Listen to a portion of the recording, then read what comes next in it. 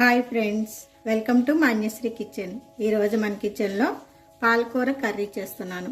దానికి కావాల్సినవి పాలకూర 2 కట్టలు సన్నగా తరిగి పెట్టినవి, 2 ఉల్లిపాయలు సన్నగా తరిగి పెట్టినవి, 1 టమాటా చిన్న సైజు, 1 ఎల్లుల్లిపాయ రేక వలిసి పెట్టినవి, చింతకాయ 1.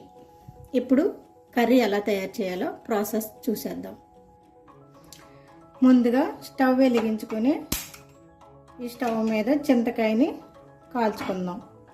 ఇది కొంచెం కాలిస్తే కొద్దిగా వేడెక్కిన తర్వాత చింతకాయ పొట్టు బాగా ఈజీగా వచ్చేస్తుంది.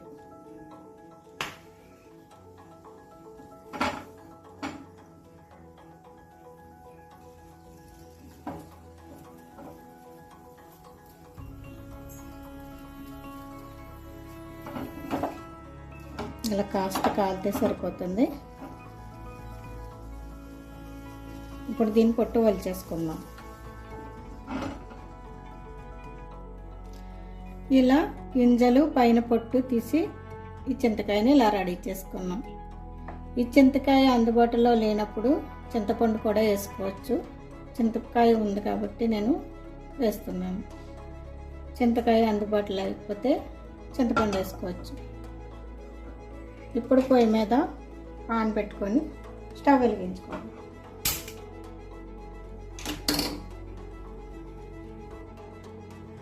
ఈ పాన్లో 2 స్పూన్ల మినప్పప్పు వేసుకోవాలి,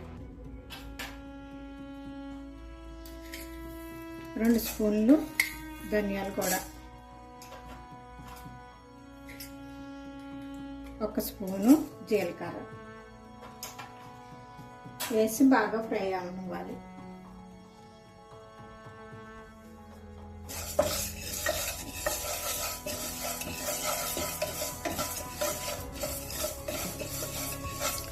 మినప్పప్పు బాగా ఫ్రై చేసుకోవాలి.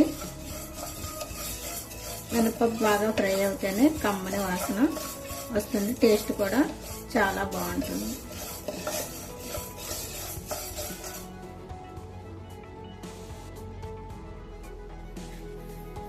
మినప్పప్పు ఇంకొక స్పూన్ కూడా వేస్తున్నాను. 3 స్పూన్లు వేసినట్లు. 3 స్పూన్ల మినప్పప్పు, 2 స్పూన్ల ధనియాలు, 1 స్పూను జీలకర్ర.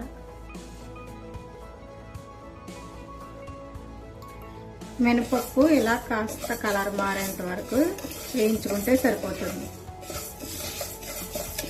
కమ్మని వాసన వస్తుంది, ఫ్రై అయిపోయినాయి. ఇప్పుడు వీటిని ఒక మిక్సీ జార్లోకి తీసుకొని మెత్తగా గ్రైండ్ చేసుకోవాలి.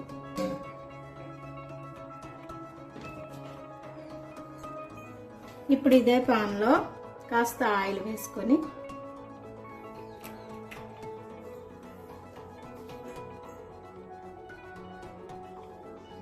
ఆయిల్ వేడెక్కిన తర్వాత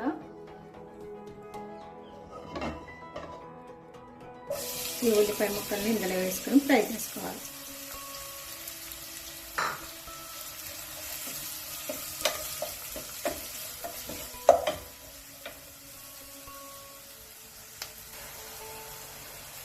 ఇప్పుడు ఇందులోనే 1 స్పూను సాల్ట్ వేసుకోవాలి. సాల్ట్ వేసుకుంటే ఉల్లిపాయ ముక్కలు త్వరగా మగ్గిపోతాయి. ఆకుకూరల్లో ఉప్పు తక్కువగానే వేసుకోవాలి, సరిపోకపోతే లాస్ట్లో యాడ్ చేసుకోవచ్చు.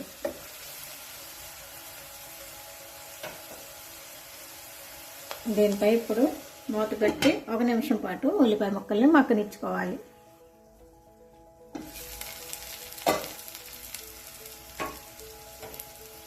ఉల్లిపాయ ముక్కలు కాస్త ఫ్రై అయిన తర్వాత టమాటాలను కూడా ఇందులో వేసుకోవాలి.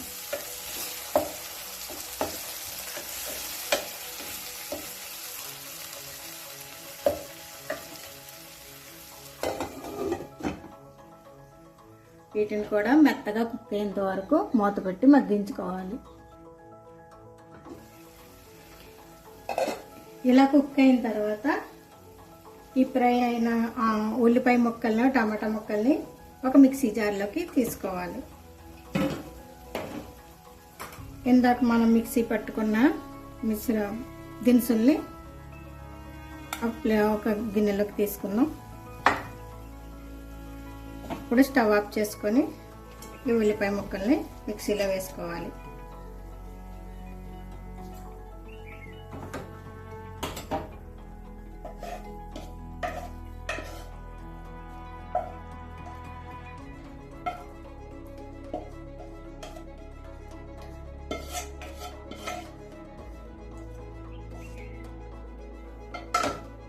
వీటితో పాటు ఈ చింతపండుని కూడా చింతకాయని కూడా ఇందులో వేసుకోవాలి. ఇప్పుడు ఇందులో ఎల్లుల్లిపాయలు సగం వెల్లుల్లిపాయలు వేసుకోవాలి.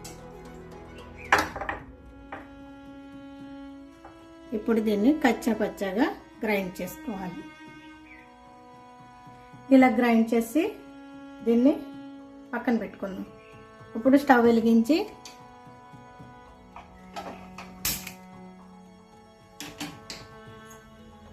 పాన్లో కాస్త ఆయిల్ పోసుకొని పాలాకుని ఫ్రై చేసుకోవాలి.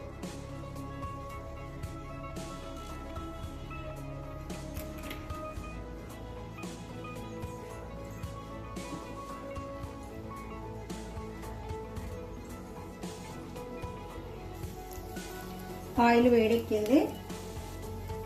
దీంట్లో పావు టీ స్పూన్ ఆవాలు, పావు టీ స్పూన్ జీలకర్ర,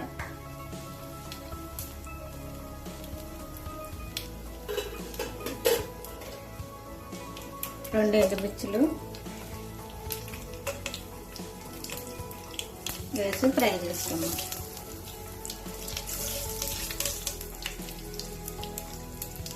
ఇందులోనే మనం మిగిల్చి పెట్టుకున్న ఎల్లుల్లిపాయలు కూడా వేసుకోవాలి.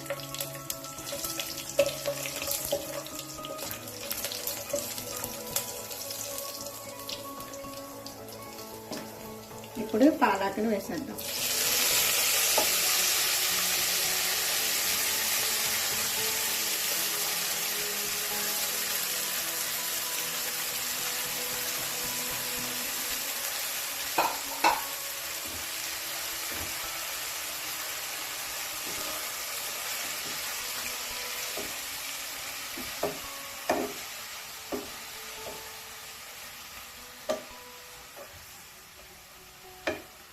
ఈ పాలాకులో వాటర్ వచ్చేంత వరకు మూత పెట్టి 1 నిమిషం పాటు ఉడికించుకుందాం.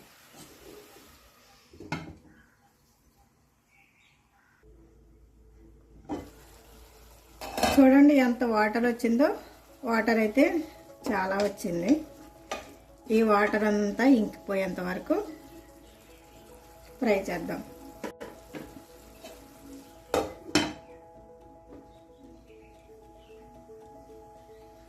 మంటను కొంచెం హై ఫ్లేమ్లో పెట్టుకోవాలి.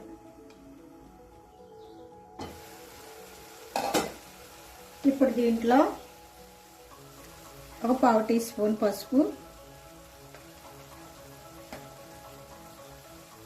1 స్పూను కారం వేసుకుందాం.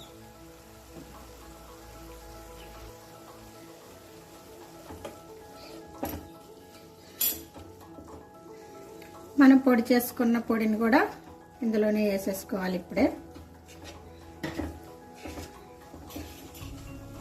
దీంతో పాటుగా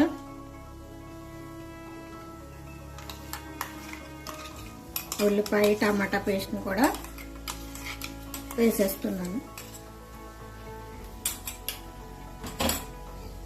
బాగా కలిపి కుక్ అవనివ్వాలి.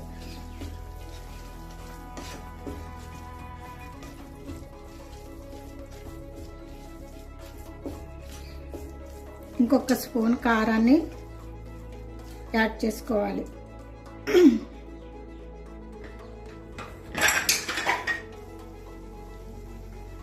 ఇంకో టీ స్పూన్ కారం వేసుకుంటున్నాను. 2 టీ స్పూన్లు కారం వేసాను. ఒక 1/2 టీ స్పూన్ పసుపు వేసాను. ఇప్పుడు దీంట్లోనే కొంచెం వాటర్ కూడా వేసుకొని ఒక 2 నిమిషాలు కుక్ చేసుకోవాలి. సాల్ట్ కూడా ఇప్పుడే సరిపోయిందో లేదో ఇప్పుడే చూసుకోవాలి.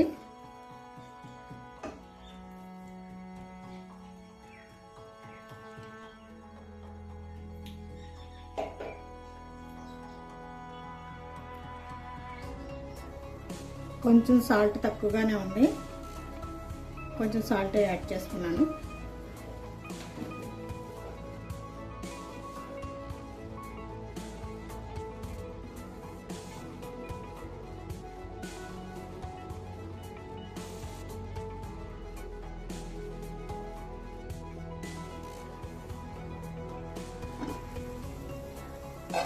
పాలకూర కర్రీ రెడీ అయిపోయింది.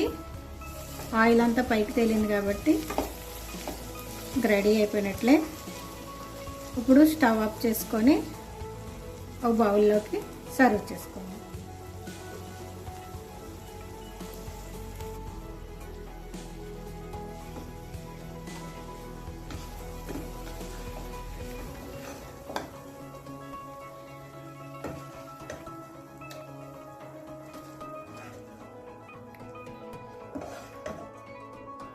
చాలా కమ్మగా రుచిగా ఉంటుందండి.